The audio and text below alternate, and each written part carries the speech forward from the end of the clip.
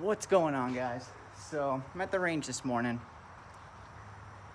It's pretty dead. It's nice. It's not too hot, not too cold. So I'm trying to get a few arrows downrange because I don't have too much time today, but I haven't posted anything in a while, so I wanted to update a little bit. I've done a few things to my bow. So I have strings coming in the mail. I ordered strings from Catfish Customs. I'm gonna try them out. I've never had their strings, so we'll see how they do. They're gonna come in hopefully in a few weeks. But in the meantime, I did a little bit of work. I want to show you that. Retied my peep sight and replaced my D-loop. I took my D-loop off and they're like the serving's like gone underneath. Like my serving's like starting to come undone on my string, so I don't know.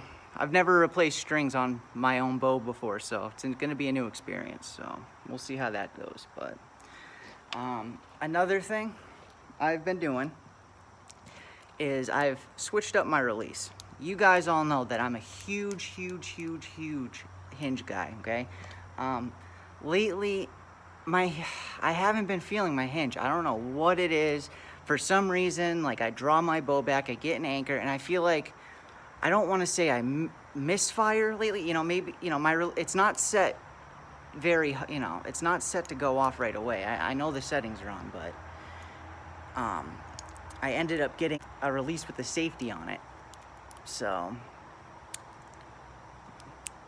and that way, instead of having a click, you click your safety and then you start your shot process. It's a game changer, guys. This is a True Ball, and this is called the Sweet Spot Ultra 3.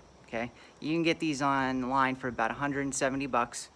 They're a game changer because if you are a fan of hinges and you know you're kind of having that anxiety when you're drawing your bow back, getting in your anchor, you're worried about your shot going off, and sometimes it does. You know, I was having that issue. You know, if I shoot 50 arrows, you know, but toward the end of my session, you know, I'm getting tired without realizing, and as I'm rotating into anchor, sometimes I'm not paying attention and my arrow will, you know, go off prematurely. So that is why I switched to this, because this is a game changer. It takes out all of the anxiety in hinge releases. I'm gonna take a couple quick shots with it. I'll show you. But all I do is draw anchor, and you'll see my thumb hit the safety when I have my sights on that target, and then I start my shot process. I'm trying new arrows. I got the gold tip Hunter XTs. 340 spine. So this is their mid-range model, I believe.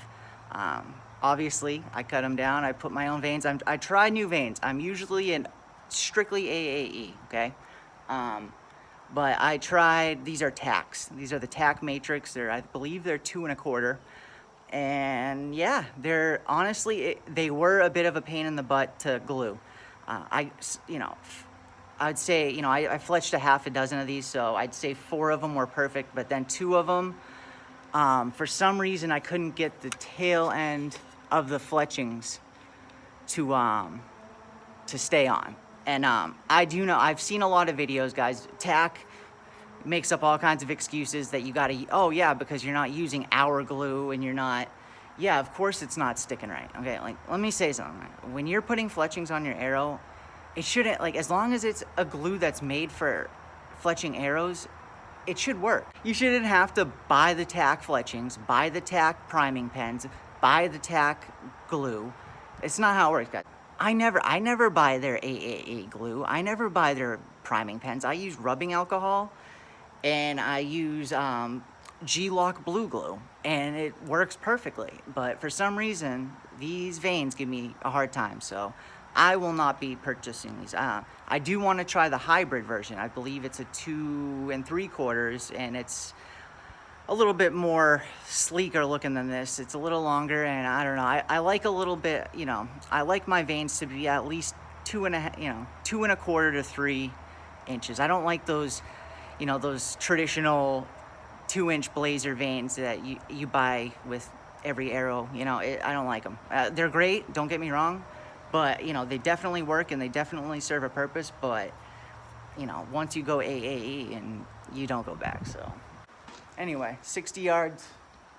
Oh, And I also had to change up my anchor, guys. I noticed when I was drawing and anchoring, my string wasn't going, filming. It's a big thing, guys. When you film yourself, you can critique yourself, and it's a game changer. But I noticed like the tip of my nose was touching my string. I got a big ass nose, so I have a hard time with this.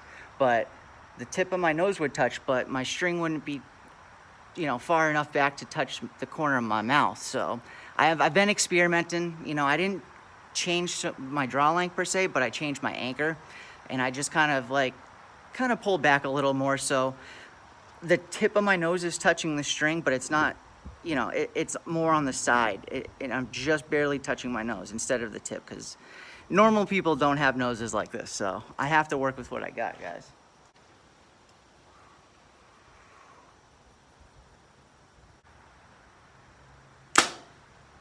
We'll send one more. Try to get that smoothness that we all strive for.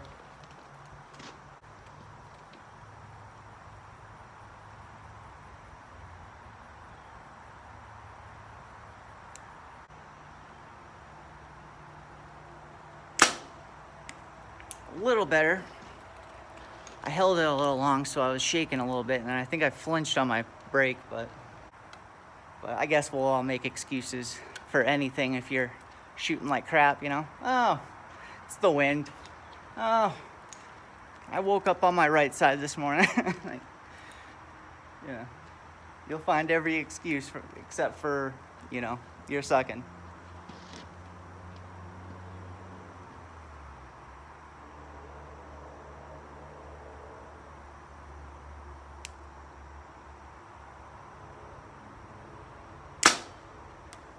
So I do like the feeling of that anchor, guys, because I'm finding I'm a little bit more consistent, even though I was doing good before, because they do say that as long as you're consistent in archery and it's right for you, then it's not wrong, right? As long as you can consistently put that anchor in the same spot every time you pull that bow back, and it's working for you, then it's working. But I was finding, guys, it's very important. I was only going off of, I believe, in my opinion, when you're finding your anchor, you should have 2 points of contact on the string, okay? It should be your nose, the tip of your nose, and the corner of your lip, okay? Argue all you want. That's why you see a lot of guys get those kisser buttons or whatever you want to call them, obviously. But for a long time, guys, I was only touching my nose, and it's almost like my draw length is too short, it's almost, or like my anchor, it almost felt like that, but it wasn't. It was just my hand positioning. Maybe it is. Maybe I'm full of it, and I need to comment if I need to change my draw length, I'm not doing anything with my arm, it's straight. The only thing is that string doesn't quite go back far enough. I can make it, but, then my knuckles a little, I think I'm good, but if not, let me know. I was finding that I only using that 1 point of contact on my string to the tip of my nose and not paying attention to my lip, it worked, but it wasn't as consistent, guys. It's almost like you look at like a level, right? When you're using a level, you got to get that bubble right in the middle. It's kind of like that, like you draw your bow back, you touch the tip of your nose to the string, okay? You're in the lines of the bubble, but then once you get the corner of your lip touched, then you're level. And I learned that, guys. Like, I'm learning as I go. I had to learn that. Maybe again I'm wrong, but I'm finding since I've been doing this, my shots have been a little bit more consistent. Whether they're good or bad, at least I'm putting the arrows in a consistent spot, and I can adjust my sights accordingly.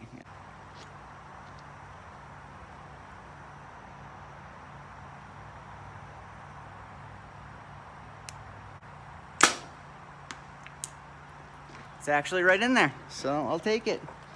But anyway, guys, I gotta get it going. I got my wife's gonna have the baby any day now, so I can't go too far for too long right now. So, but anyway, guys, I just wanted to update you, give you a quick pointer, just to let you know a few things that I've been changing up, a few things that have been helping me out lately. It's been hard to get these videos up. Not that I get 100 views anyway, but I mean, somebody out there, I gotta be helping somebody, right? Obviously, you gotta pay attention to these things all the time, but I you know, after watching some of my footage, I saw that there was some things I need to work on. So make sure your anchor's good, guys. Make sure you're getting those 2 points of contact. Make sure your grip is good. I had to change my grip. I didn't mention that. You know, I was just too deep with my grip. You know, I had to basically rotate my hand out a little bit and let my handle come off my hand a little bit more, because I was gripping in too deep, if that makes sense, you know. John Dudley actually has a really good video. I watched John Dudley's video. He took a piece of chalk and drew a line right where he calls it a lifeline, you know. It's the line on your hand that goes, just kind of goes like down, you know. And you don't want your handle, you know, to go on the other side of that. You don't want it to be on the other side of that line. And that just hit home for me, okay? That allowed me to draw my bow back, put that handle where I wanted, know where my thumb, you know, he said, I think he also said it was like the thumb should be 2 o'clock, your thumb should be at 2 o'clock. It was either 1 or 2 o'clock. But anyway, you should have an angle. You shouldn't be, you know, you shouldn't be holding it like this. You shouldn't be holding it like this. You should have it like this, you know? So pay attention to that, you know? And yeah, I don't know, guys. Other than that, you know, like everything else is just stuff on the bow that, you know, retied my loop. I learned how to do these cool tie-ins. Obviously, this technique has been around for a while, but Levi Morgan has a really good video on how to do this, and I also noticed a few other people did exactly what I'm doing right now and made a video and actually mentioned the technique that Levi Morgan. Even though I do know a lot of people that have used this technique, it's nothing groundbreaking, but it looks pretty damn cool. So anyway, guys, you all enjoy this lovely Friday. Hopefully you guys have a solid weekend ahead of you, and yeah, guys, just keep it fun, okay? Keep it fun. Sometimes I get out here and I'm tweaking my bow more than I'm shooting it, and it can be so stressful, and sometimes I forget the whole reason of me doing this, and it's to have fun, learn to relax, you know. It's my yoga, you know, that's what you know, that's how I think of it. It's my zen.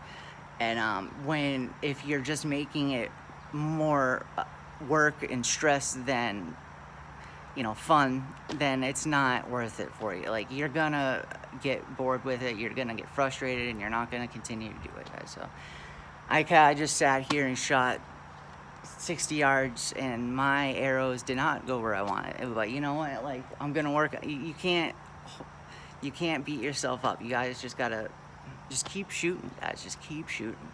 But anyway, I'm babbling way too much. You all enjoy your weekend.